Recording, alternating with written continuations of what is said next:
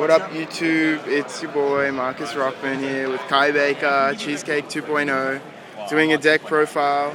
Kye just lost in top 16 of Australian Nationals, unfortunately. Got a bit unlucky. What happened, Kye? I got sharked like really badly by this kid. Yeah, and then the judges fucked up a little because I know a few of them have autism, but what can I say? At least I made top 16. Alright, let's see this deck, Kye. What's in it? So I played 3-2 Guardian around the world. I know, the card's pretty good. The MVP of the weekend, as someone would say.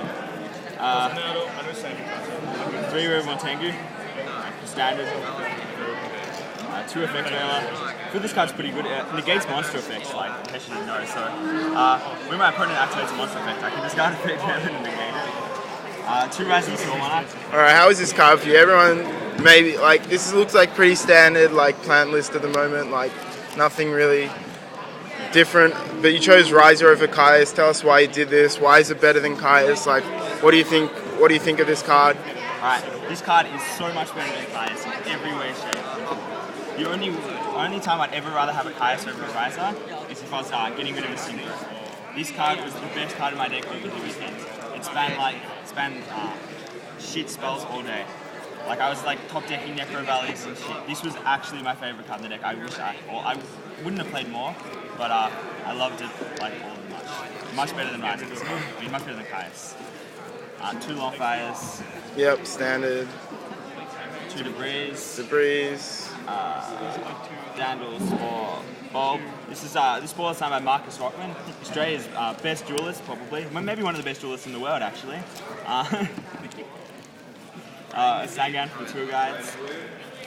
You'll notice I don't play any Rakos. I decided to cut that card. This is actually fucking horseshit. The card's very bad in the mirror match, and the only matchup I would really ever want that in is against Gravekeepers and Decree Fairies. 3 Pot of Avarice, which is odd without any milling cards, but I feel Tour Guide gets Sangan, which gets Wildfire. So would you still play 3, or do you like 2, or what? Definitely would play 3. This was very good. Obviously it's overpowered in a field full of plants. Like, everyone's playing like slow decks. This card's obviously gonna win you a lot of games with the card advantage, right? Yeah. That's pretty much what it was like. 2 MSTs, 2 dualities. Duality, like, everyone was talking about this. Like, Josh Graham played 2 in his list. Like, I mean, obviously, the drawbacks don't really come up too often. Is it good? Do you like these cards? Do you think they were useful? Like, obviously it's a cantrip and it's getting you more cards. Like, what do you think about it overall? This card was ridiculous. Like, this card barely hindered me at all over the weekend. I think the worst that could happen is I got a True Guide or a Long Fire off it, and then that stopped me from doing that turn, but that was like, just the value of getting those to the hand was worth more than the drawback. This card is ridiculous in this deck and everyone should run it. 1-for-1, True Nade, Dark Hole, Reborn, Foolish. The staples, like, everyone plays these. For sure. 2 Limit Reverse, also signed by Marcus Rockman. This card's ridiculous when you're playing 3 Tour Guides, Sangan, all of that stuff. Like, it's never dead. It's one of my favorite cards. It's also really easy to board out. It's one of my favorite cards. It's one of your more flexible cards in the main deck. Obviously very good as well. Like, another Call of the Haunted for your Sangans and stuff. Yeah, 2 Warnings. Yep.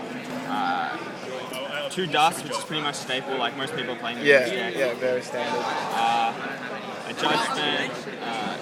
Meteor's Call, 2T. And last but not least, Royal Oppression. Royal Oppression.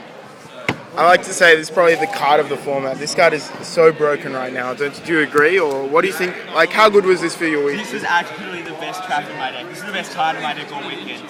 Sitting behind Tengus and Rises and stuff with this, when you drop a Synchro and you have that out, you automatically win the game. This was my favorite card in the deck. How many cards were you playing overall? I was playing 42 in total. I was gonna if I was to cut this down to 40, I'd be dropping dualities. Yeah. Well, that's obviously the reason you're playing dualities. You don't want to get those bad hands in. It evens out the bad hands. So we'll get onto the board. I bought a 3 Papa Plant. Really don't like Samurais. That deck kind of scares me. Super standard. So what did you think? Why, obviously Papa Plant was obviously an insane card. Like, people are talking about Kinetic over Puppet. A lot of people are not citing Puppet anymore. I saw Fraser Smith played X-Sabers last jump. At Rhode Island. And took out the Papa Plants and put in Kinetics. What do you think about that? Like, Like with the D-fissures being a huge problem in the board. I play a lot of outs of D-fissure. Like there's even more on my board. So that really didn't complete the whole day. I also do start a kinetic, we'll get to that later. But since I play a lot of tuners, like this card is ridiculous. And Papa planning a Sheehan and then shooting Riser and spinning the other monster wins you the game every single time for results. Fantastic. 2 Rakos. Like, if you're main this card, you have to side it. Obviously very good against GK. Pretty generic card by itself. Chose not to main it because obviously you had other choices. You had like the... Yeah, this card's pretty bad in the mirror match, and I expected that's what I'd be playing most of the time. It's really not even that great versus Samurai's pre-board. So if they get another one on the board, like you're only going to pop back rows with this. Like this card's very good, but I think the format's just not right for it right now. 2 Black Horn of Heaven. All right. I love this card, but this is your deck preview. Tell me what it is. Like, how good was this? All right, this card I bought it in every single game I played over the whole weekend. I probably should have made this card. It is no joke one of the best traps out right now. Everyone is silly for not seeing this. I think 4 or 5 people in the top 16, maybe 6 people in the top 32 of this event played these, and I think 4 people main them. This card is the stones. This is utterly ridiculous. Everyone should be playing this right now. 100% agree with you on that one. 2 DD Crows. Very standard for the plant decks. Yeah, for the plant decks. 2 Jane Disappearance. This card is fucking horseshit. Yeah, I don't know why I played this. I agree with you. I do not think this was ever good at all. I was really worried about Water Synchro. Reason, fuck off. I'm doing a deck. Fuck off. Alright, regardless. Alright.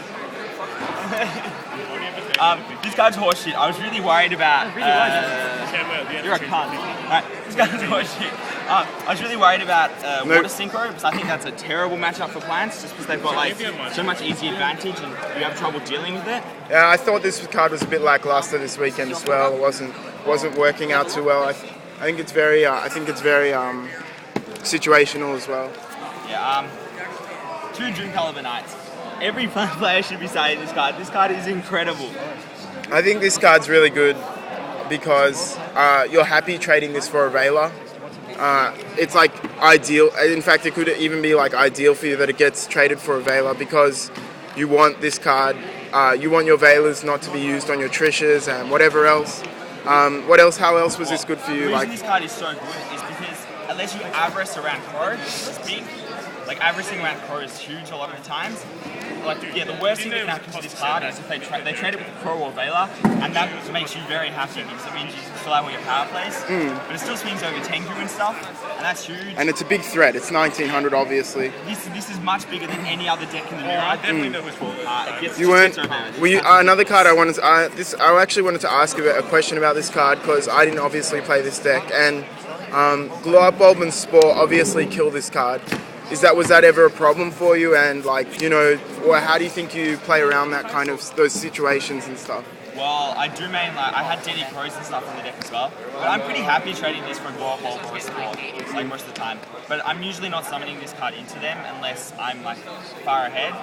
This is a card that's really good backed up by like Royal Oppression and the other anti-meta cards in your deck. And I know I really feel really strong when I have this on the board. Like.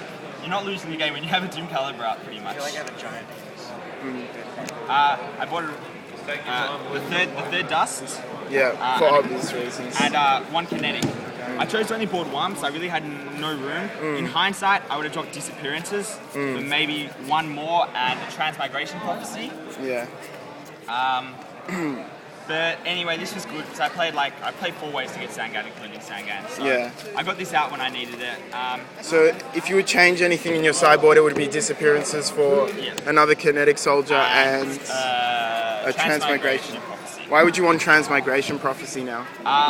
Look, I think that card's pretty good with like Reborn Tengu, and it's pretty much like playing more pros in your deck.